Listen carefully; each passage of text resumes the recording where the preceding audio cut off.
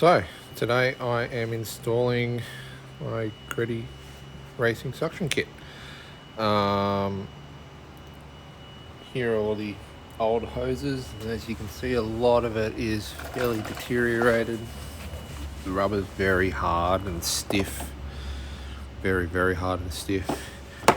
Pretty much all the hoses I've pulled off the car have looked like this, where hose clamp has dug into the rubber hose. You need to remember that these cars are very old, so things like this are bound to happen. So this suction kit will pretty much replace all of the old rubber hoses that are deteriorated and replace it with nice shiny metal piping. Also get some pod filters on to replace the old airbox. Should give me a lot more induction noise. Got the airflow meters here now. They actually do need a fairly good clean, and if anything, they don't look like they're in the best condition, but I think I'll leave them for the time being, because I'm considering, do I need to put new airflow meters on it, or if I get an aftermarket ECU, just go to a map sensor. So car still runs fine with it, might as well just leave it. One thing I would add is, here's the pressure pipe from the second turbo that has the crankcase blow by that's plumbed back into it, and as you can see, it's extremely oily in there. Extremely oily, and I don't even think these metal rings are in the right spot. They don't seem like they're seated properly, so it's almost like the hose is expanded and the rings have been pushed out of the tube. So this hose really needs to be replaced anyway. It's a good thing about old cars, things actually need replacing rather than pulling apart a brand new car. So I've already installed the recirc pipe here. Replaced the rubber hose joiner with some Turbo Smart silicone and some Turbo Smart barrel clamps. So let's get started.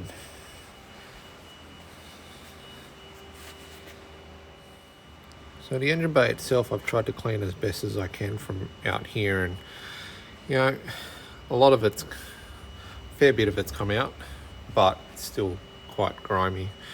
As you can see here, there's a lot of old deteriorated rubber hoses. They're very hard. Hose clamps that are rusty, heat shields on the manifolds are rusty. Everything's just looking a bit dirty, so I've done the best I can from out here, and I'll probably save doing a really deep clean till when I have the engine out, which eventually I'll have this engine out so I can really go over the engine and clean up the engine bay nicely. But until then, this is probably as clean as I can get it from out here without going to great lengths. So anyway, let's get started. First things first, we're going to install the front turbo's intake pipe. Now, don't forget to put in the supplied gasket as such. Save me from scratching all this beautiful piping. I'm just going to throw a cloth over it so that I can tighten up this bolt without worrying too much about scratching the pipework. Next, we're going to install the recirc pipe from here to the intake of the first turbo. Now, Greddy do say use the old pipe. I don't want to do that because it's very old and hard and nasty looking, so I'm going to use use of this black silicone hose from Turbo Smart and some barrel clamps from Turbo Smart as well. Join that up nicely. Next, in the instructions, we're going to install the pod filter onto the adapter, the airflow meter adapter. We'll just feed this into the groove. See, there's a groove here. It just feeds into these slots here. Then we'll mount it onto the airflow meter, and then we'll install it onto this pipe. One thing you also got to do on the airflow meters is there is an O-ring here that needs to be removed before you install the pod filters, as the pod filters have this lip that go in. So if you have the O-ring there, it doesn't sit in properly. So just keep that in mind. So here's the pod filter mounted on the airflow meter. Got the provide reducer with it. I've got my barrel clamp. I'm just going to tighten this up and get ready to install it.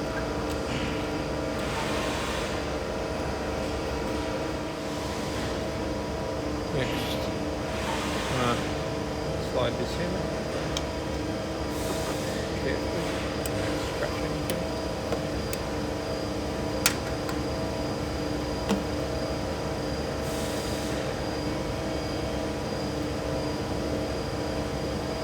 Before I tighten anything, I just need to make sure that the airflow meter plugs in, because it is a bit tight.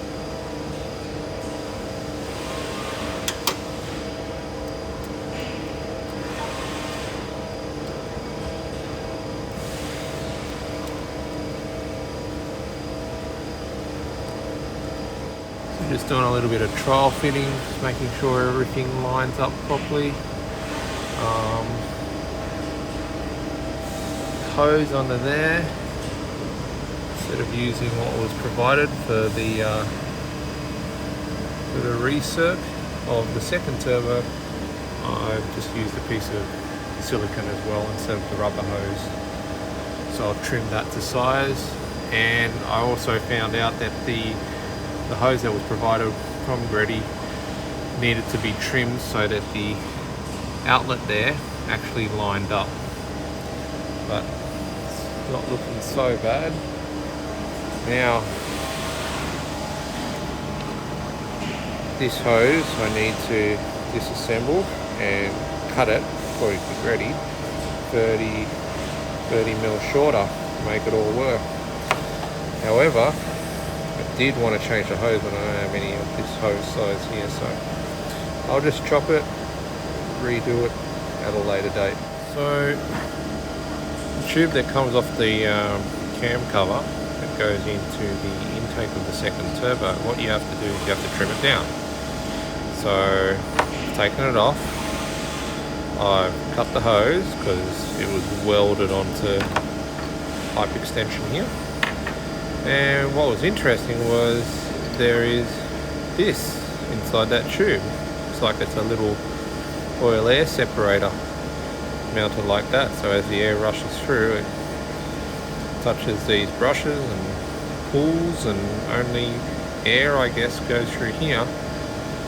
But it doesn't seem to work that well because I've got a lot of oil in my second turbo, and theory of it doesn't look so sound. Anyway, I'll put it back because it was there from factory. But yeah, just thought it was interesting. Okay, so now that I've trial fitted everything, it's time to put on the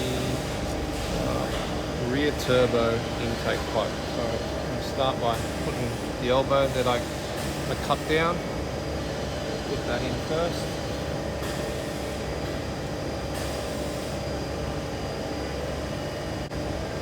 Put on the hose clamps. They're going to go on really nicely, and that's the case this time.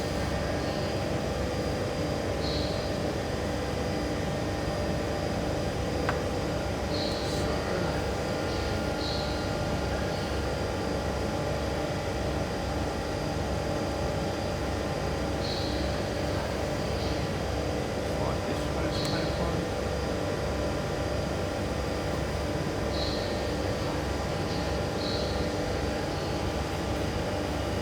Silicone joiner that's provided in the kit.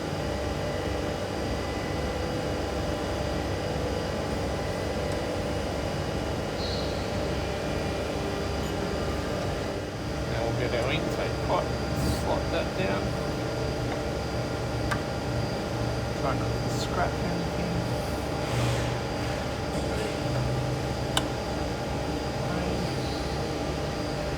scratch real easy.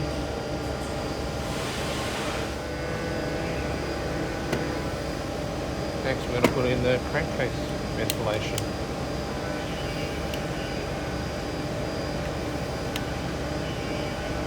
See what I mean by things are just stuck on?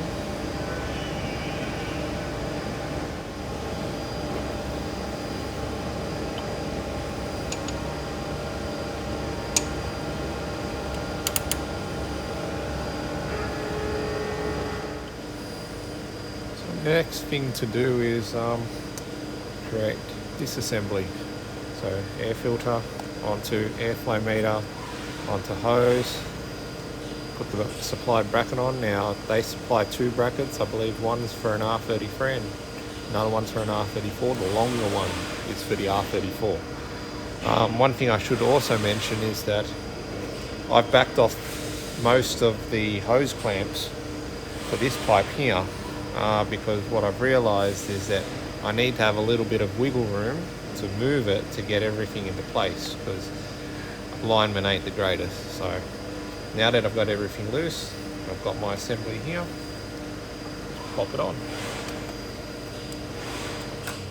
So the next pipe that needs to go on is this Y piece that goes through that hole. Once that's in, then we put connect turbo 1 and turbo 2 to it, and the engine bay side of it's done. So one thing that I am going to do is I'm going to try and cover that edge up with some rubber, so that this pipe doesn't get too scratched up from when I put it in. So little piece of silicone hose spliced in through the middle of it so that it forms a lip, and we can then slide it over that edge to protect the pipe. So the piece of tube didn't work as well as I wanted it to. It's a little bit too thick. So all I've done at the moment is just jammed a cloth in there. I'm going to line up the pipes, and then I'm going to see what I can wedge in between to stop the pipe from contacting the body. The first things first, I'll get the next crossover pipe done. Don't forget the gasket. Put this in. Go from there. Next we get the silicone joiner hose clamps and put it all on.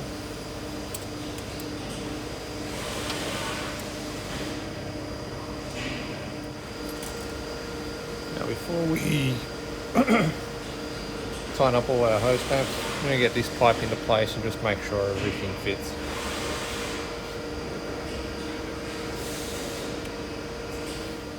So all hose clamps are now on, and yeah, definitely changes the engine bay, that's for sure.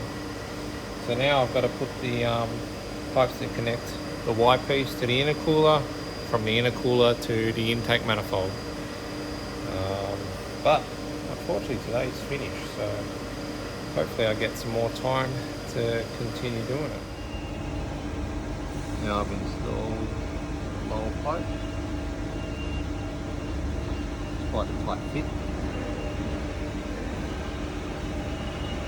Now I've wedged a little piece of rubber between the body and the pipe, but I'm not sure if I should allow for a little bit of movement, but I'm just worried that that pipe's going to rub against the body. It is actually all quite tight, but looks fantastic. Nice and shiny. Now for the other side, which is a lot more involved, because there's two sections and the joiner in between.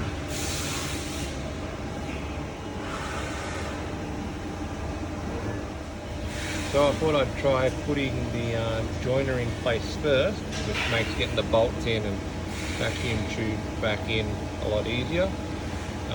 And then trying to just slide the silicone hose bits on, and then sliding that short piece of metal piping in. I think it should work, but let's give it a go. I've also cleaned those bolts with a Dremel. The Dremel has been like my best friend, ever since owning this car, it has gotten so much crap off bolts, off. It's a great versatile tool. Definitely recommend it. So, damaging the pipe up, you can see it's all pretty tight. I'm going to have to figure out a better way of doing this. Maybe back off the screw so I can move the OEM joiner back, so I can put the silicone hose joiner and then slide it on, and I guess see how it goes. Okay, so what a ball like that was to get on. You have to actually back the screw, take the screws out, move the joiner all the way out, put the silicone hose joiner, this one, on the joiner, connect this silicone joiner to the pipe, push all of this back, feed that pipe on, then push this hose onto that pipe, and then get the bolts in. Bit of a process, very tight to do.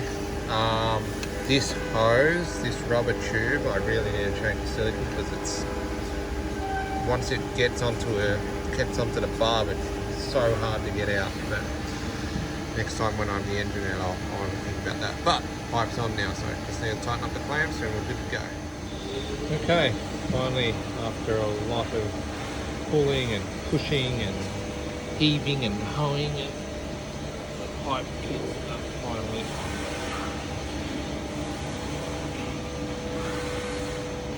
As you can see, very shiny and definitely very new looking. And there you have it. Now I've got to get this car back together. So until then, thanks for watching.